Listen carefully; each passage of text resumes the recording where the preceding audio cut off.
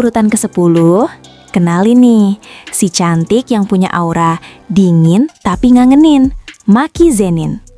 Dia ini bener-bener definisi anomali surgawi yang sesungguhnya loh. Duh, kalau kita ngomongin soal kecepatan dan insting murni, mending jangan macem-macem deh. Maki itu juaranya. Gerakannya sat-sat banget. Saking cepetnya, mungkin perasaan kamu ke dia aja kalah cepet. Tapi nih ya, yang bikin dia makin spesial sekaligus misterius, Maki itu nggak punya energi kutukan sama sekali. Eits, jangan salah sangka dulu. Karena nggak punya energi kutukan itulah, dia jadi nggak bisa terdeteksi sama domain musuh. Ibaratnya tuh kayak mantan yang tiba-tiba ngilang.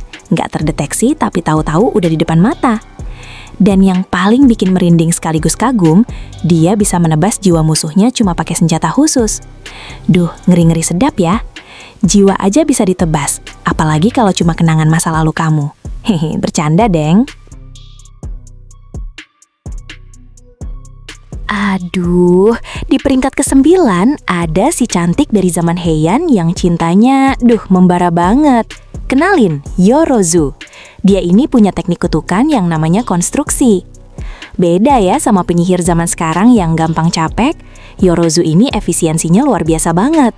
Dia bisa bikin logam cair yang super lentur sesuka hatinya. Ibaratnya nih, dia bisa ngebentuk apa aja semudah dia membolak-balikan hati kamu.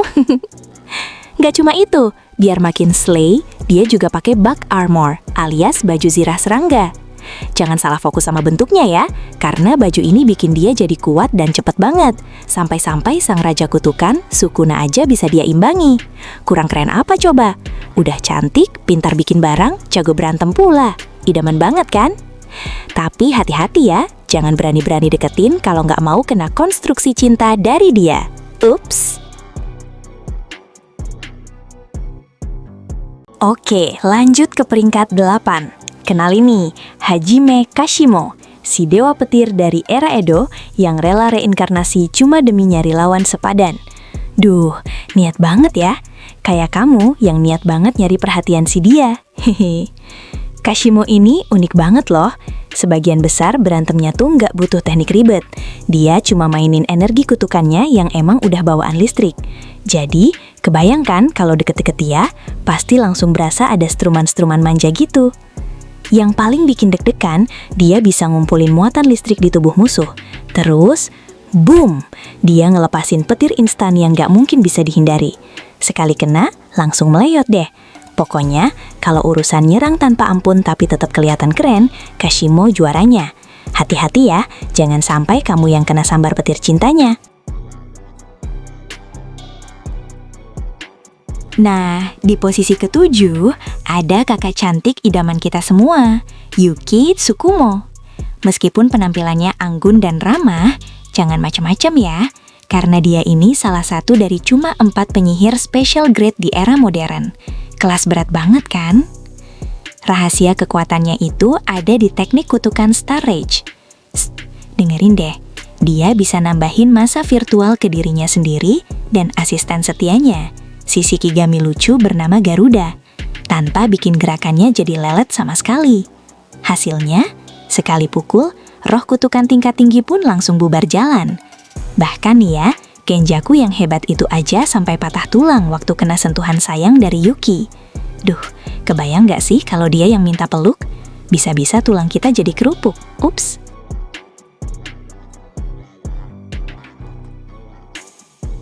Nah, di posisi ke-6, ada si arsitek licik dari zaman purba, Kenjaku. Dia ini bener-bener definisi tua-tua kelagi. Soalnya dia sudah hidup lebih dari 1000 tahun loh. Hobinya unik banget dan agak bikin merinding, yaitu suka pindah-pindah dari satu tubuh ke tubuh lainnya biar tetap eksis sampai milenium sekarang. Duh, bayangin deh, dia pinjam badan orang lain semudah kita pinjam charger temen. Ups. Tapi nih ya, yang bikin dia benar-benar bahaya itu bukan cuma teknik kutukannya, tapi otaknya yang encer banget. Dia punya gudang pengetahuan dan strategi yang sudah dikumpulin selama ribuan tahun. Jadi, dia nggak cuma modal otot, tapi modal taktik yang bikin musuh geleng-geleng kepala. Bener-bener red flag yang pinter banget kan? Hihi. Kenali nih si paling soft boy tapi mematikan, Yuta Okkotsu. Meskipun kelihatannya kalem, dia ini penyihir terkuat nomor 2 loh di era modern setelah Gojo. Kebayang gak sih, cadangan energi kutukannya bahkan lebih luber-luber daripada Gojo sendiri. Tapi yang bikin makin gemas, dia nggak sendirian. Ada Ayang Rika yang selalu setia jadi tangki energi dan gudang teknik kutukannya. Definisi cinta mati yang bikin musuh langsung kena mental. Setia banget ya, jadi pengen diculik Yuta juga deh.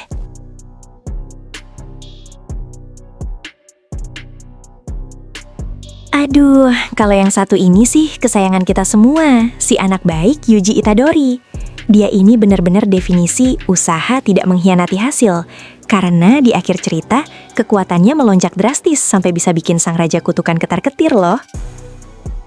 Rahasia saktinya, berkat latihan tukar jiwa dan pengalamannya jadi Kostan Sukuna, Yuji akhirnya punya 2 teknik maut sekaligus. Ada Shrine versi khusus buat nyerang jiwa musuh, sama Blood Manipulation yang dia warisi dari abang tersayangnya, Choso. Duh, udah jago, penyayang keluarga pula. Paket lengkap banget kan buat jadi calon imam? Aduh, tarik napas dulu ya semuanya. Karena di peringkat ketiga ada kesayangan sejuta umat, si mata biru yang bikin meleleh, Satoru Gojo. Dia ini benar-benar definisi penyihir modern paling kuat yang hampir mustahil buat dikalahin loh. Rahasia saktinya tentu aja kombinasi maut antara mata Six Eyes dan teknik Limitless-nya. Bayangin deh, dengan mata indahnya itu, Gojo bisa melihat segalanya sampai ke tingkat atom. Efisiensi energinya juga luar biasa banget. Saking hematnya, energi yang dia keluarin itu secara matematis hampir 0. Duh, udah ganteng, pinter, hemat energi pula. Bener-bener tipe ideal banget kan? Tapi hati-hati ya, jangan kejebak di infinity-nya. Nanti kamu nggak bisa lepas dari pesonanya. Nah, di urutan kedua ini, kita kedatangan tamu agung, yaitu Ryomen Sukuna, si Raja Kutukan Sejati. Meskipun di akhir cerita nanti narasinya ditutup dengan kekalahannya, tapi jujur deh, Sukuna itu tetap jadi standar emas buat kekuatan jujutsu yang paling murni. Bener-bener definisi top tier yang susah banget digeser dari hati kita. Dari peringkat maksudnya.